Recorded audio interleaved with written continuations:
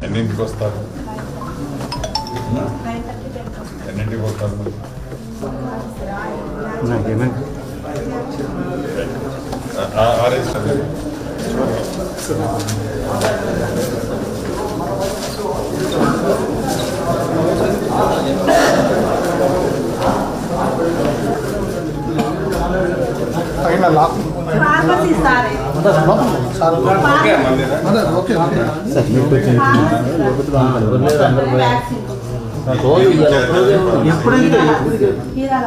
లేడా ఆయన కూడా ఒక్క నిమిషం జరగడం.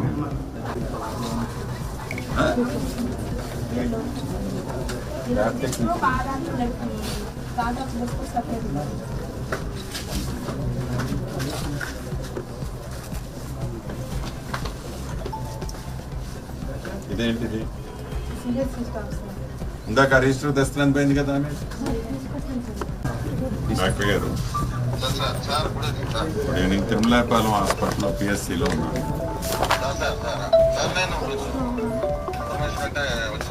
మీకు చెప్పిద్దామని కాదు, భవిష్యత్తులో ఎందుకంటే ఇంకా అర్ధరాత్రి వస్తుంటాను హాస్పిటల్.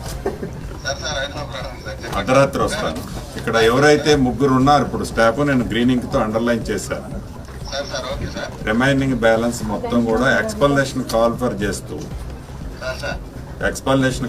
చేస్తూ రిమైనింగ్ ఫ్యూచర్లో ఇట్లుంటే వాళ్ళు ఎంత ఉద్యోగం నుంచి టర్మినేట్ చేయాలి. టర్మినేట్ ఎందుకు చేయకూడదు మనం అన్నది ఒక నోటీస్ ఇవ్వండి. టర్మినేట్ ఎందుకు చేయకూడదు అన్నది ఉండదు. ఈ రిజిస్టర్లు మొత్తం నేను తీసుకొస్తాను. ఒకసారి కలెక్టర్ గారు నేను కూర్చొని మాట్లాడి